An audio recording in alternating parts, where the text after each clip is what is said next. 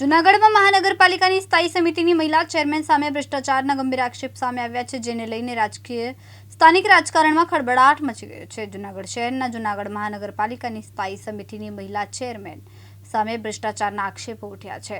Ward number 10ના ભાજપના સક્રિય કાર્યકર ભરતભાઈ પરમારે આક્ષેપ કરતા કહ્યું કે માઇક્રો પ્લાનિંગના નામે બુદ્ધિપૂર્વક ભ્રષ્ટાચાર આચરવામાં આવી રહ્યો છે, જેથી સામાન્ય લોકોની નજરમાં આ બાબત ન આવે. તેમણે વધુમાં વધુ કહ્યું કે ચેરમેન દ્વારા મન ફાવે તેવા જવાબ આપવામાં આવે છે, જે કોઈ જાહેર પ્રતિનિધિને શોભે તેવી બાબત નથી. આ આક્ષેપો બાદ સ્થાનિક રાજકારણમાં ભારે ચકચાર મચી છે. બીજી તરફ જૂનાગઢના જવાહર રોડ પર ચાલી રહેલા ગટર અને પાણીના કામોને લઈને સ્થાનિક લોકો ભારે પરેશાન થયા છે. 2 મહિનાથી વધુ સમય વીતી ગયા છતાં રોડની હાલત યથાવત રહેતા લોકોએ વિરોધ નોંધાવ્યો. પરિસ્થિતિને ધ્યાનમાં રાખીને મનપા કમિશનર સ્થળ પર પહોંચ્યા અને સ્થાનિકો સાથે વાતચીત કરીને કમિશનરે જણાવ્યું કે એક સાથે અનેક કામો શરૂ થતા વિલંબ થયો છે, પરંતુ હવે કામ ઝડપથી પૂર્ણ કરવામાં આવશે. હું ભરતભાઈ પરમાર વોર્ડ નંબર 10માં ભાજપના સક્રિય કાર્યકર તરીકે હું કામ કરી રહ્યો છું અને અગાઉ અમે 25 વર્ષ સુધી આ જ વોર્ડમાં અવિરત ચૂંટાયેલા રહ્યા છીએ.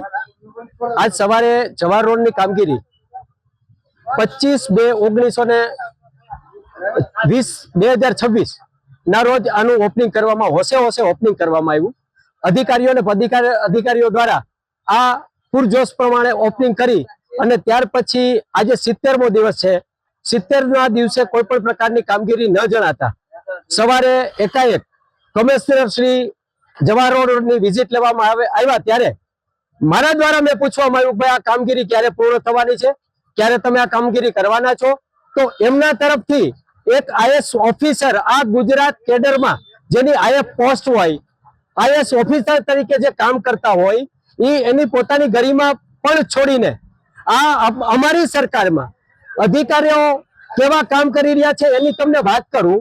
સવારના પોરમાં એને એવી મને વાત કરી, મેં જયારે પ્રશ્ન પૂછ્યો કે ભાઈ ક્યારે કામ થવાનું છે ત્યારે એને મને એવો જવાબ આપ્યો કે આ પરિસ્થિતિ આમરેમ રહેવાની છે, અમારે કઈ કામ કરવાનું થતું નથી અને તમારે કામ કરાવવું હોય તો આગળ સુધી તમે જઈ શકો છો અને તમારે જવું હોય ત્યાં જઈ શકો છો.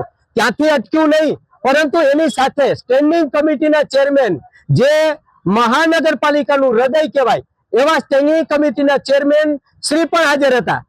એમણે પણ આ શબ્દોથી જેવા શબ્દો આઈએસ ઓફિસર બોલે છે એ જ શબ્દો એને મને બોલાયા અને મને કહેવામાં આવ્યું. ત્યાર પછી અમે બધા લતાવાસીઓ, વેપારી એસોસિએશન અમારું તેમજ રહીશો ભેગા થઈને કમિશનર સાહેબને રજૂઆત કરી, ઉગ્ર રજૂઆત કરી અને ઉગ્ર રજૂઆત પછી અમને પરિણામ મળશે કે નહીં મળે એની અમને ખબર હજુ નથી. અને રહી આજે સ્ટેન્ડિંગ કમિટીના ચેરમેન એક ઇન્ટરવ્યુમાં એવું બોલે છે કે અમે ભ્રષ્ટાચાર કરતા નથી. હા, 100% તમે ભ્રષ્ટાચાર કરતા નથી. તમારો ભ્રષ્ટાચાર માઇક્રો પ્લાનથી ચાલે છે. અમે પણ આજ કોર્પોરેશનમાં 25 વર્ષ સુધી કામ કર્યું છે, એટલે કઈ રીતે ભ્રષ્ટાચાર થાય, કેમ ભ્રષ્ટાચાર થાય એ અમને ખબર હોય. એટલે તમે એવું ન કહો કે અમે ભ્રષ્ટાચાર કરતા નથી. ભ્રષ્ટાચાર કરવાનું માઇક્રો પ્લાન ચાલે છે અને માઇક્રો પ્લાન થી તમે ભ્રષ્ટાચાર કરતા હોવ તો ભ્રષ્ટાચાર ક્યાં લોકોને દેખાવાનો છે? ભ્રષ્ટાચાર છે એટલે તો જૂનાગઢની પરિસ્થિતિ ખરાબમાં ખરાબ ચાલી રહી છે. આખા ગુજરાતમાં કાયમ મહાનગરપાલિકા જૂનાગઢ સળગતી પ્રશ્ન છે. એક દિવસ વોર્ડ નંબર 3, એક દિવસ 5, એક દિવસ 10, સતત ને સતત તમે ટીવીના માધ્યમથી જોશો તો તમને જોવા મળશે કે સતત જૂનાગઢની મહાનગરપાલિકા ન્યૂઝમાં ચાલતી જ હોય છે. તો એનું કારણ શું છે? સારા અધિકારી હોય એટલા માટે છે? ભ્રષ્ટાચાર નથી થતો એટલા માટે છે? અને બીજું, મારા વતી હું સરકારને એવું કહેવા માંગુ છું કે આવા ભ્રષ્ટ તમે શાસનમાં બેસાડી દેશો અને લોકોની જો એ વાતને સમર્થન નહીં આપે, લોકોની વાતને સાંભળવાનો પ્રયત્ન નહીં કરે તો આવા હોદ્દેદારોને હું તો એવું કહું છું કે એની ગરિમા પણ જળવાતી નથી. હોદ્દેદારો તમે બનાવી દો છો, એ પબ્લિકને ગમે તેવા વિધાન, ગમે તેવા જવાબ આપે છે. તો સરકારને મારી અપીલ છે, બીજેપી સરકારને અપીલ છે, ઉપરના મોવડી મંડળને મારી અપીલ છે કે આવા લોકો પર એક્શન ચાલુ કરો.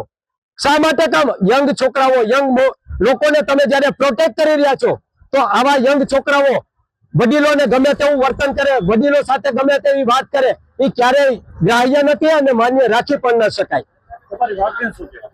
અમારી માંગણી છેલ્લા 70 દિવસથી જે કામગીરી નથી થઈ રહી એ સંપૂર્ણ રીતે પરિપૂર્ણ રીતે અમને કાંઈ ન કરી દે, એનાથી કદાચ રોડ ન થાય તો કાંઈ નહીં, અમને ધૂળ નાખી દેશે તો પણ ચાલશે.